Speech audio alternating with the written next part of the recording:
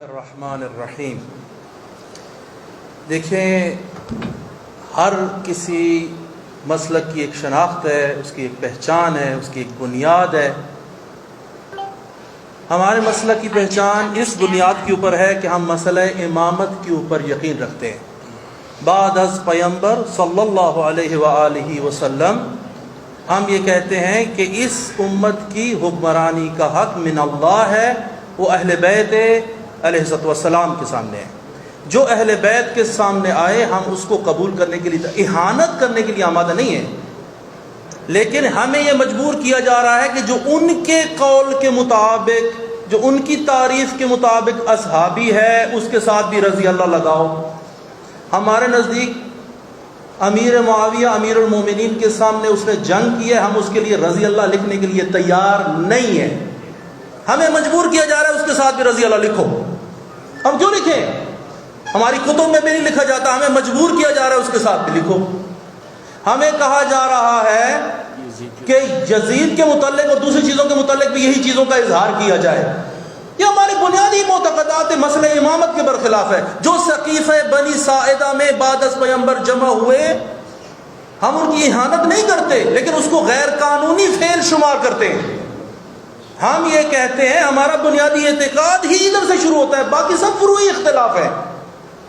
ہم یہ کہتے، اور پھر علیہ السلام والی جو بات آغاز سید لے کر آئے ہیں، یہ بڑی حساس بحث ہے، سمجھنے کی کوشش کریں آپ لوگ۔ کیوں ہم علیہ السلام کہتے ہیں اہل بیت کو؟ کیونکہ ہم معصوم عن الخطا سمجھتے ہیں امیر المومنین کو اور 14 معصومین کو۔ جس طرح پیغمبران کو علیہ السلام کہتے ہیں، اسی واسطے ان کو علیہ السلام کہتے ہیں۔ رضی اللہ عنہ، اللہ ان سے راضی ہو جائے، یعنی جائز الامکان ہے وہ۔ ہم تو ان کو یعنی جائز الخطا سمجھتے ہیں، ہم بالکل جائز الخطا نہیں سمجھتے ان کو۔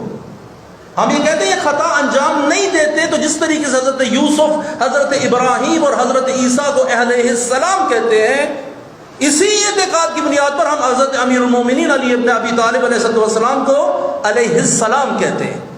پھر ایک اور مصیبت جو اس قانون کے اندر ہے، آپ ذرا کھول کے دیکھیں کہ اس کی شک نمبر 8 یا اس فلاں کے اندر آیا ہوا ہے کہ جی آپ نے خلیفہ راشد کہنا ہے فلاں فلاں اور فلاں کو۔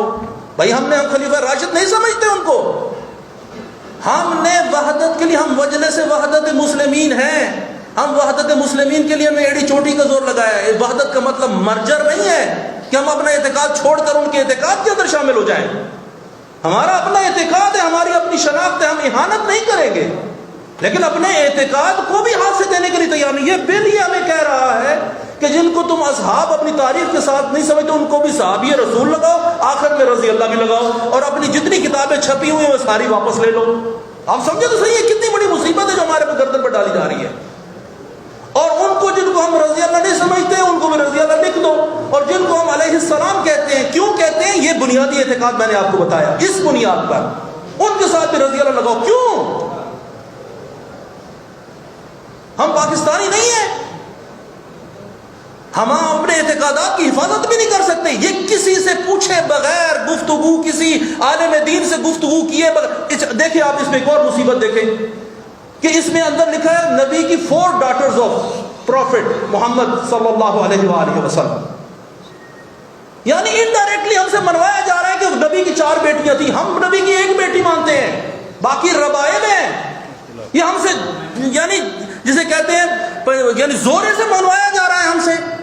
یہ کیا گفتگو ہے جو یہ کر رہے ہیں؟ یہ مسئلہ انتہائی حساس ہے، یہ گفتگو انتہائی حساس ہے۔ یہ لگتا ہے کہ کسی تکفیری شخص نے یہ ڈرافٹ کر کے ان کے حوالے کیا ہے، اور یہ جو بے وقوف حضرات یہاں سے بیٹھے ہوئے اسمبلی میں، انہوں نے یس کر کے اس کو منظور بھی کر لیا ہے۔ کسی عالم دین سے کنسلٹ تک نہیں کیا ہے انہوں نے۔ اور ایک اور چیز آپ دیکھیں، ہم جتنی بھی مجالس ہیں اس کے اندر ہم انتقاد کرتے ہیں، بحث امامت کے اوپر ہم انتقاد کرتے ہیں۔ اس کے اندر یہ لکھا ہوا ہے یہاں پر، اور یہ شک نمبر اس کے اندر لکھا ہے کہ any material printed or graphic that defames, criticizes, brings into ridicule or disrepute فلاں فلاں، سارے سب کے نام لے کر آ رہے ہیں، اور پھر کہتے ہیں خلفائے راشدین اور فلاں۔ اور بھائی ہم گفتگو کرتے ہیں جنگ جمل کے اوپر، ہم امیر المومنین کو حق پہ سمجھتے ہیں، جنگ صفین میں بھی اور جنگ جمل میں بھی۔ یہ ہمارے بنیادی عقائد ہے۔ اگر ایک بندہ اٹھ کے کہتا ہے جنگ جمل میں آپ نے جنگ جمل بیان کی ہے تو آپ نے ام المومنین حضرت عائشہ کے متعلق جو ہے آپ نے تو کرٹیسائز کر دیا ہے. آپ 5 سال کے لیے جیل گئے. آپ نے کوئی پیرامیٹرز ہی نہیں ہے. آپ اندازہ لگائیں یہ ظلم سری ہے جو ہمارے متعلق کیا جا رہا ہے. یہ میں آپ کو بتا دوں جس طرح سید نے فرمایا, یہ سارے حضرات یہاں پر موجود ہیں. یہ صرف مجلس وحدت مسلمین نہیں بول رہی, یہ پوری شیعہ قوم یہاں پر بول رہی ہے. ذاکر, خطیب, طلاب, مدارس دینیہ, سب جگہ جگہ پر پورے پاکستان سے یہ لوگ ہیں جو گفتگو کر رہے ہیں آپ سے.